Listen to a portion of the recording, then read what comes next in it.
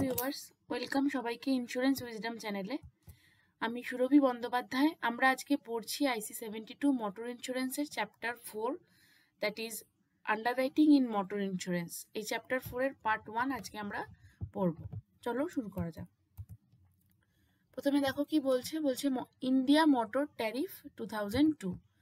All terms, conditions and rules of the erstwhile India Motor Tariff 2002 are still in force. It is to be noted that the risk of motor manufacturers, motor assembly factories, and risk comprising solely of motor body builders and petrol filling stations are not subject to this tariff. তাহলে motor tariff 2002 are still in force, কিন্তু the risk of motor manufacturers, motor assembly factories, and risk of motor body builders and petrol filling stations, এই রিস্কগুলো কিন্তু এই motor tariff 2002 এর আন্ডারে পড়ছে না। Next দেখো, business not provided for motor insurance in India is currently under limited D tariff and includes private cars, motorized two-wheelers, commercial vehicles. তাহলে বর্তমানে মোটর ইন্স্যুরেন্স কিন্তু লিমিটেড ডি ট্যারিফ, এবং সেই লিমিটেড ডি ট্যারিফের মধ্যে কি কি পড়ছে? Private cars, motorized two wheelers and commercial vehicles. তাহলে এই private car, motorized two wheelers এবং কমার্শিয়াল ভেহিকেলের ক্ষেত্রে একটা লিমিটেশন আছে এই ডি ট্যারিফটা অ্যাপ্লিকেশনের ক্ষেত্রে। তার সমস্ত ক্ষেত্রে কিন্তু এই সমস্ত ভেহিকেলের সমস্ত ক্ষেত্রে কিন্তু এই ট্যারিফটা ইউজ হচ্ছে না। কিছু কিছু ক্ষেত্রে এই ট্যারিফ ইউজ হচ্ছে, কিছু কিছু ক্ষেত্রে হচ্ছে না। Motor insurance is not applicable to the vehicles running on rails. Next আমরা দেখবো vehicles requisition by government or other public authority. মানে কোনো ভেহিকেল ধরো রিকুইজিশন করা হলো by government or any public authority.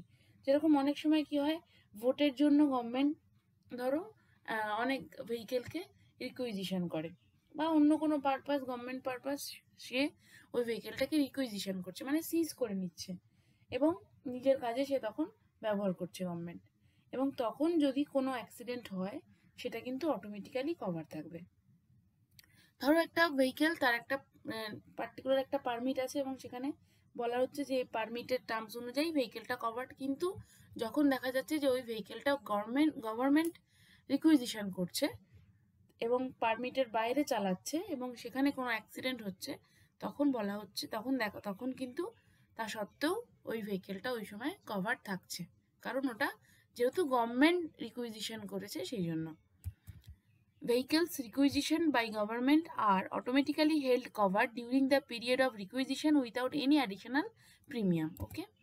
In the event of loss or damage during such period of requisition, the insurer shall pay losses or liabilities in excess of amount made good by government. তাহলে কি বলা হচ্ছে এখানে বলা হচ্ছে যে যদি as per policy যদি ওই ক্লেমটা পেয়েবল হয়, তাহলে কিন্তু গভর্নমেন্ট ক্লেমটা পেমেন্ট করার পরেও, মানে অ্যাক্সিডেন্ট হওয়ার ক্ষেত্রে গভর্নমেন্ট ক্লেমটা পেমেন্ট করার পরেও যদি কিছু এক্সেস থাকে তখন সেটা ইন্স্যুরার পেমেন্ট করে দেবে, কিন্তু যদি সেটা অ্যাজ পার পলিসি পেয়েবল হয়, আদারওয়াইজ না।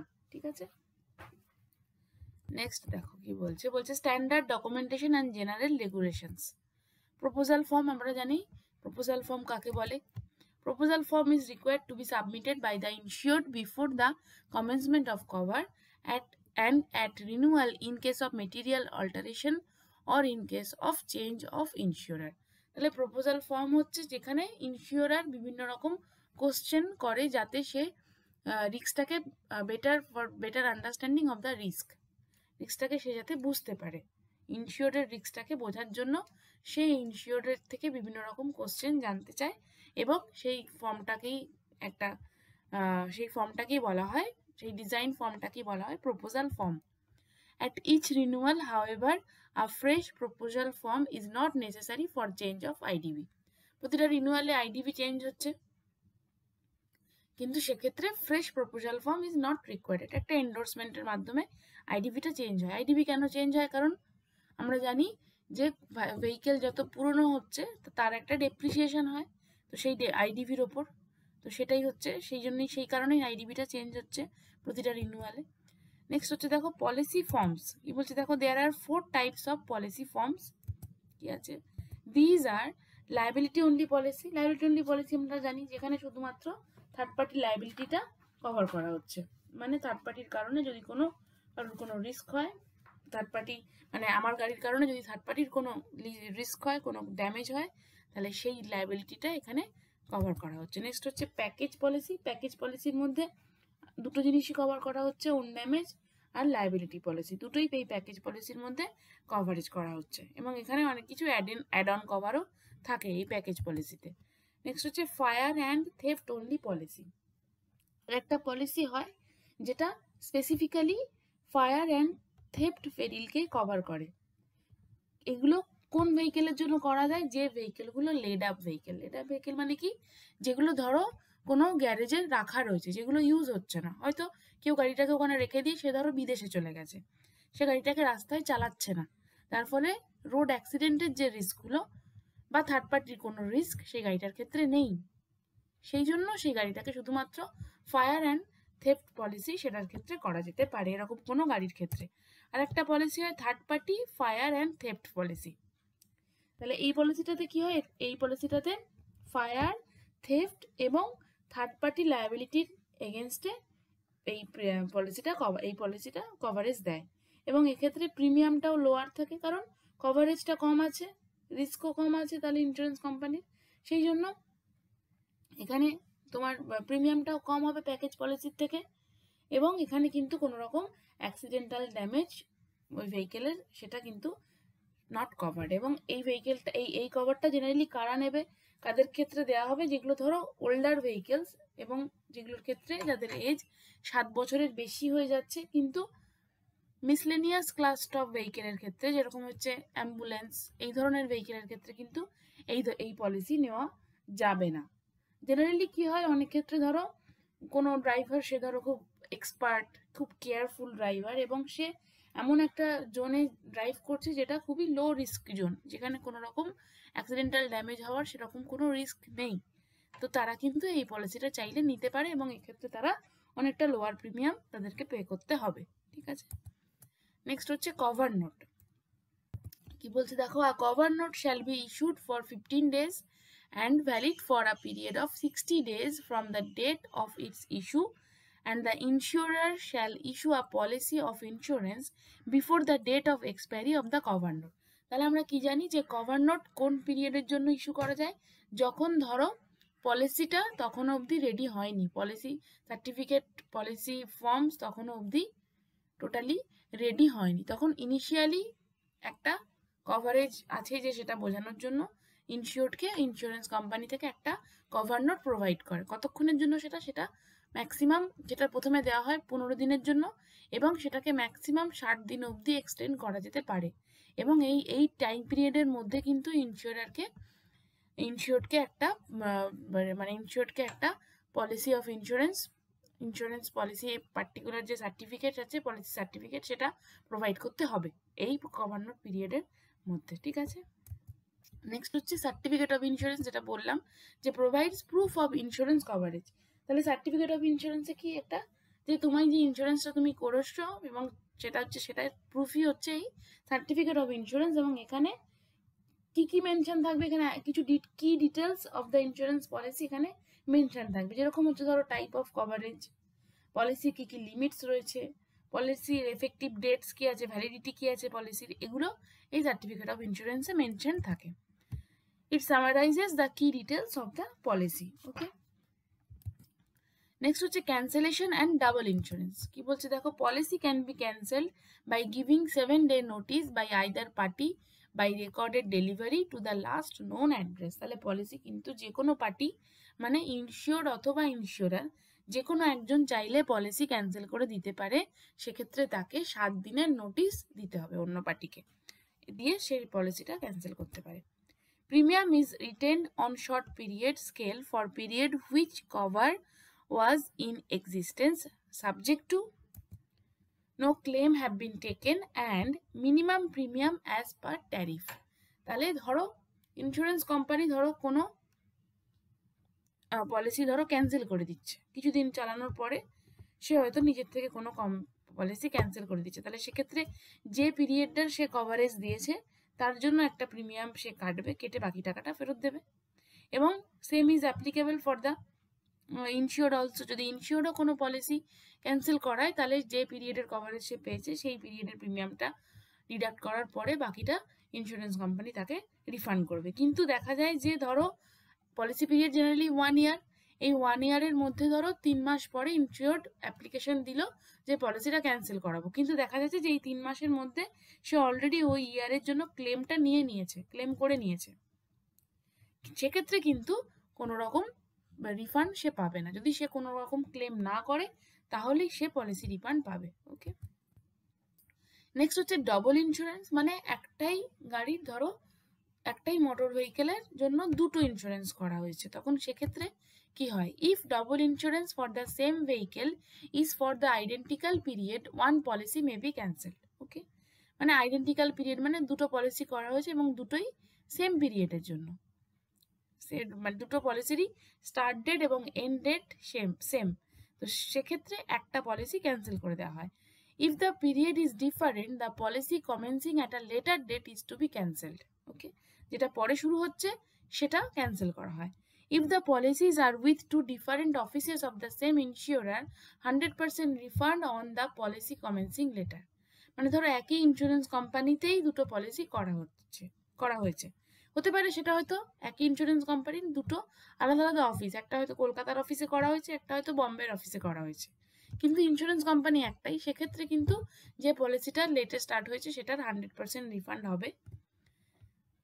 If the policies are with two different insurance, তখন কি হবে, pro rata refund on policy commencing later, তাহলে সেক্ষেত্রে কিন্তু যদি আলাদা আলাদা কোম্পানিতে একটাই গাড়ির জন্য দুটো ইন্স্যুরেন্স করা হয় তখন সেক্ষেত্রে কিন্তু প্রো রাটা রিফান্ড পাবে, মানে যে আনইউজড পোর্শন অফ দ্য পলিসিটা রয়েছে তা সেই পোর্শন অফ দ্য পলিসিটা সে রিটার্ন পাবে এবং সেখান থেকে কিছু অ্যাপ্লিকেবল কিছু ফিস কিছু চার্জেস সেখান থেকে মাইনাস হবে, হয়ে বাকিটা সে ফেরত পাবে, পুরোটা কিন্তু সে 100% রিফান্ড তখন আর হবে না।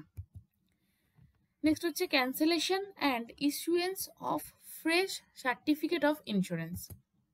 Following any changes in the policy during its currency affecting the information shown in the certificate of insurance, it is to be returned to the insurer for cancellation. Okay.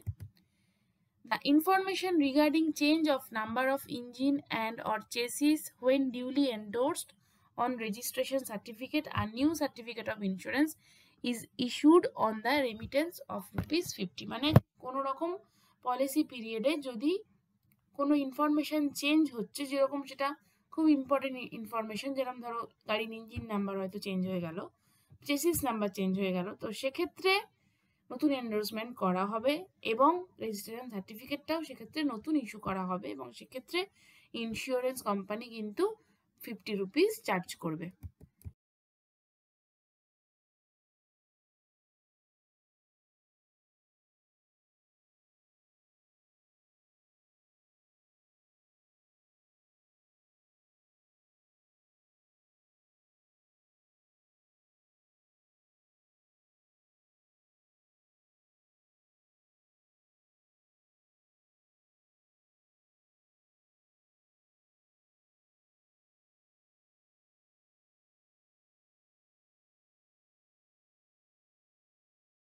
Next দেখো, certificate or cover note destroyed, torn, soiled, defaced or mutilated, যদি certificate of insurance অথবা cover note যদি নষ্ট হয়ে যায় বা ধরো ছিঁড়ে গেল, তখন সেক্ষেত্রে ডেস্ট্রয় হয়ে গেল, একদম নষ্ট হয়ে গেছে, তখন সেক্ষেত্রে কি হবে, if an insured lodges a declaration for loss of or destruction of certificate of insurance or cover note, a duplicate certificate or cover note can be issued on the remittance of ₹50 towards administrative charges। তাহলে যদি কোনো certificate of insurance বা cover note হারিয়ে যায় বা নষ্ট হয়ে যায় বা ছিঁড়ে যায়, সেক্ষেত্রে ইন্স্যুরেন্স কোম্পানি একটা অ্যাডমিনিস্ট্রেটিভ চার্জ নেবে, যেটা হচ্ছে ₹50, এবং নিয়ে নতুন একটা সার্টিফিকেট বা কভার অফ ইন্স্যুরেন্স একটা ইস্যু করবে।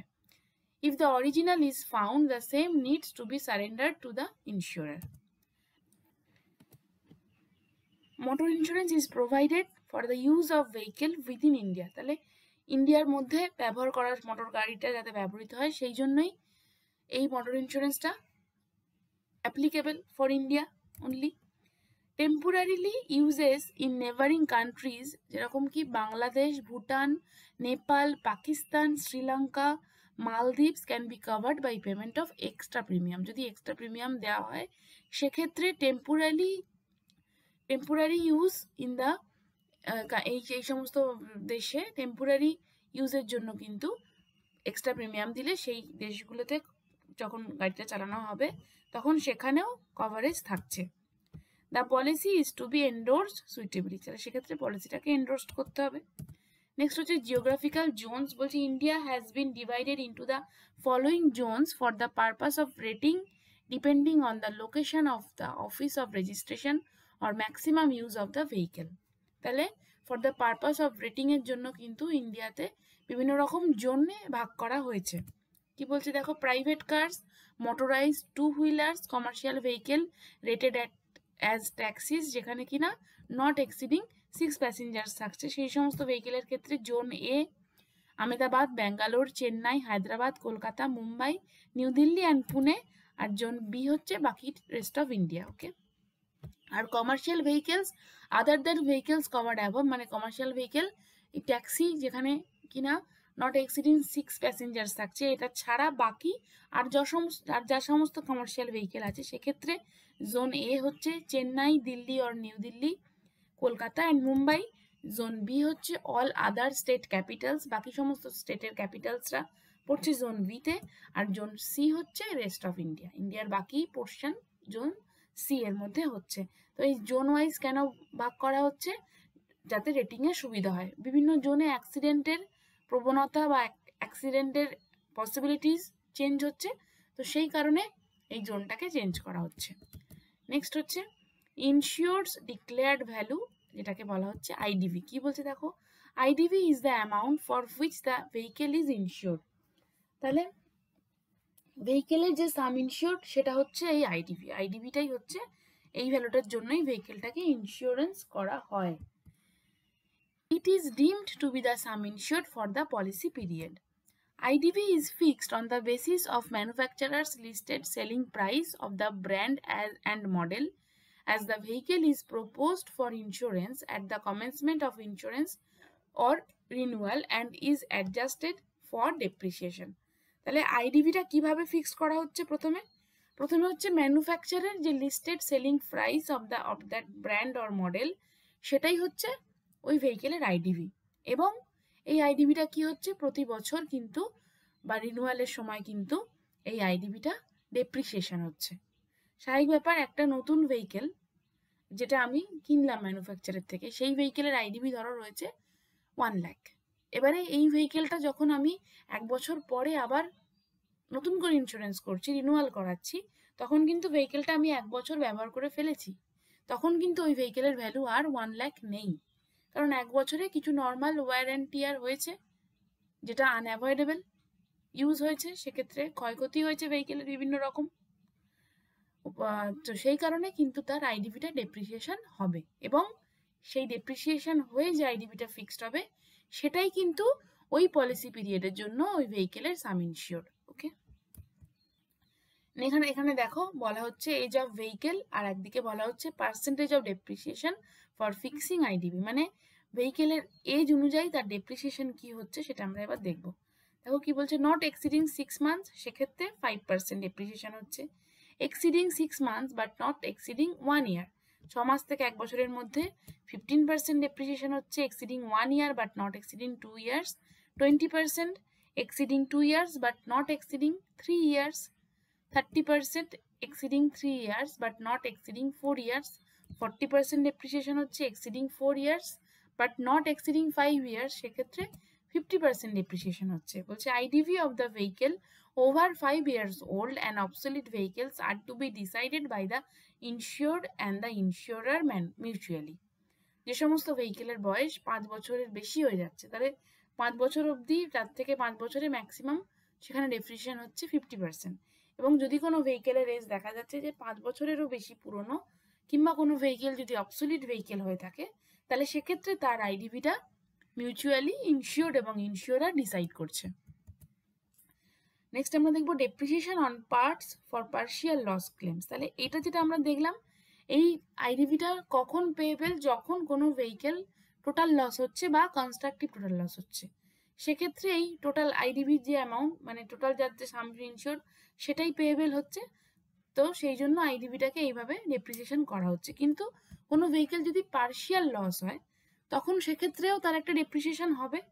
ধরো একটা ভেহিকেলের কোনো একটা পার্ট লস হয়েছে, এবার সেই ভেহিকেলটা দেখা যাচ্ছে 2 বছরের পুরনো, তাহলে 2 বছর আগে সেই ভেহিকেলটা, ওই পার্টসটা যখন নতুন ছিল তখন তার যা ভ্যালু ছিল, 2 বছর পরে সেই পার্টসের সেই ভ্যালুটা আর নেই।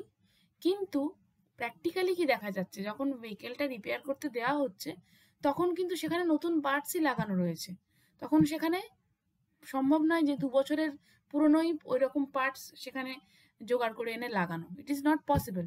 তো সেক্ষেত্রে তাকে নতুন পার্টস প্রোভাইড করা হচ্ছে, কিন্তু ইন্স্যুরেন্স কোম্পানি তাকে কি করবে, ইন্স্যুরেন্স কোম্পানি হচ্ছে ইন্ডেমনিটি, প্রিন্সিপাল অফ ইন্ডেমনিটিকে ফলো করে।